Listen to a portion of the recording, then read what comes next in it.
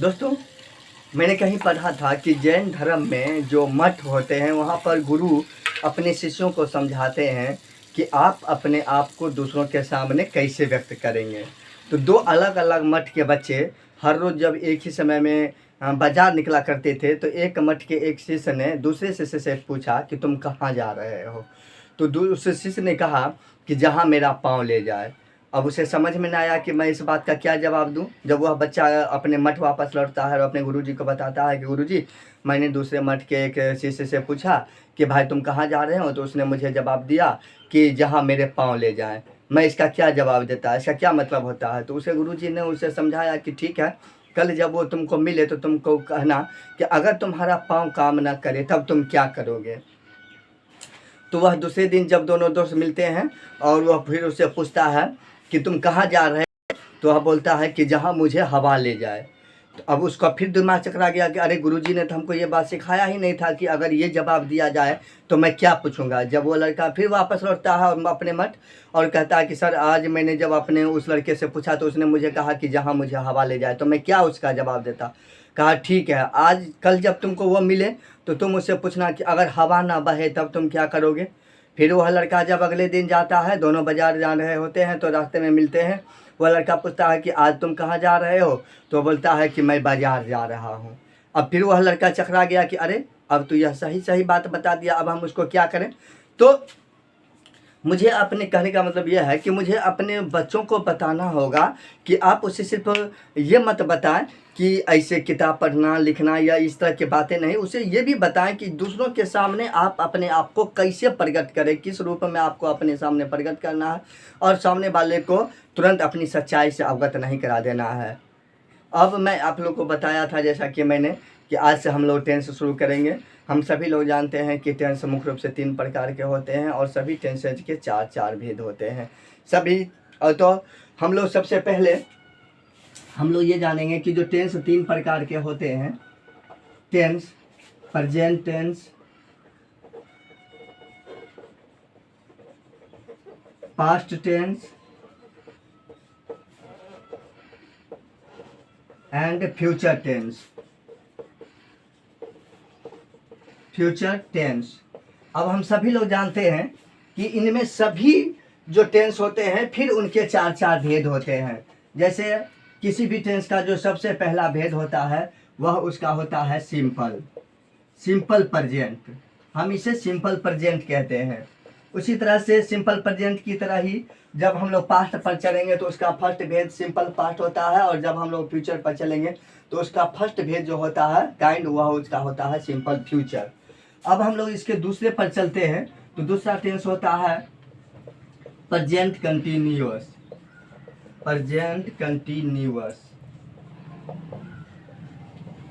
उसी तरह से पास्ट का भी दूसरा भेद आपको पास्ट कंटिन्यूअस होता है और फ्यूचर का तीसरा भेद फ्यूचर कंटिन्यूअस होता है। जब हम इसके तीसरे भेद पर चलते हैं तो इसका तीसरा भेद होता है present perfect tense, present perfect tense. उसी तरह से पास्ट का भी तीसरा भेद आपको पास्ट परफेक्ट टेंस होगा और फ्यूचर का भी तीसरा भेद फ्यूचर परफेक्ट टेंस होता है। अब हम जब इसके चौथे भेद पर चलते हैं तो उसमें होता है present perfect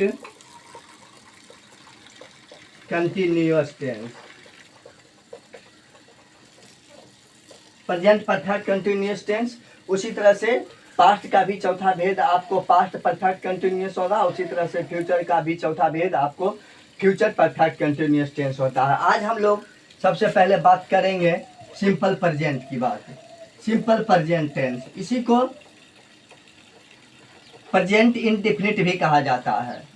simple present tense को ही प्रेजेंट इंडेफिनिट भी कहा जाता है, लेकिन अब आमतौर पर जैसे इसे हम लोग सिंपल प्रेजेंट के ही नाम से जानते हैं।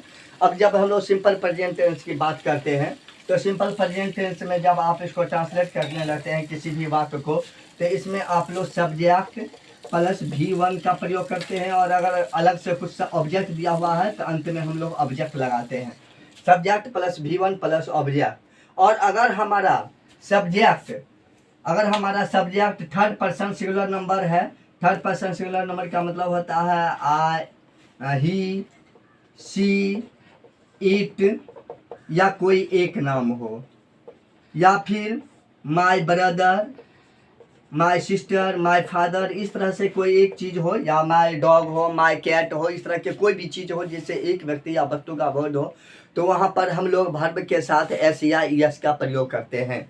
अब एस और ईएस में भी अंतर होता है, कहीं पर हम लोग सिर्फ एस लगाते हैं और कहीं पर हम लोग ईएस लगाते हैं। जैसे अगर प्ले है, प्ले का प्रयोग अगर हम लोग थर्ड पर्सन सिंगुलर नंबर के साथ करेंगे तो प्लेज लिख देंगे, लेकिन अगर हम लोग उसी के जगह पर गो का प्रयोग करेंगे, अगर थर्ड पर्सन सिंगुलर नंबर के साथ अगर हम गो का प्रयोग कर देंगे तो इसमें सिर्फ एस नहीं लगा करके हम लोग ई एस लगाएंगे। जैसे हम लोग कहते हैं कि मैं खेलता हूँ, मैं खेलता हूँ, इसका इंग्लिश ट्रांसलेशन होता है आई प्ले। जब हम लोग कहते हैं कि वह खेलता है, वह खेलता है, इसका इंग्लिश होता है ही प्लेज, ही प्लेज। उसी तरह से अगर हम लोग कहते हैं कि राम खेलता है तो राम प्लेज, लेकिन अगर हम लोग कहते हैं कि हम लोग खेलते हैं, तुम लोग खेलते हो, आप लोग खेलते हैं, राम और श्याम खेलता है, या सीता और गीता खेलती है, अगर इस तरह से दो व्यक्तियों का बोध हो तब वहाँ पर हम लोग वर्ब के साथ एस या ई एस का प्रयोग नहीं करते हैं। लेकिन अगर हम लोग ही, सी, इट या किसी एक आदमी के साथ, या हम लोग कहते हैं कि मेरा कुत्ता भौंकता है, मेरा कुत्ता भौंकता है, मेरा कुत्ता भौंकता है, अगर हम लोग कहते हैं तो इसका इंग्लिश होता है my dog barks, my dog barks. इसी तरह से अगर हम लोग कहते हैं कि मेरी बहन नाचती है, माय सिस्टर डांसेज, मेरे पिताजी खाते हैं, माय फादर ईट्स। इसी तरह से बहुत सारे ट्रांसलेशन होते हैं। लेकिन अगर आप थर्ड पर्सन सिंगुलर नंबर नहीं है तो थर्ड पर्सन सिंगुलर नंबर अगर नहीं हो तो वहाँ पर हम लोग वर्ब के साथ एस या ई एस का प्रयोग नहीं करेंगे। अब मैं कल आपको बताऊंगा कि सिंपल प्रेजेंट के निगेटिव और इंट्रोगेटिव को मैं बताऊंगा कि सिंपल प्रेजेंट में अगर आप निगेटिव या इंट्रोगेटिव ट्रांसलेशन बनाते हैं तो वो कैसे बनाया जाता है। आज भर के लिए सिर्फ इतना ही, कल हम लोग फिर से मिलते हैं। Thank you once again.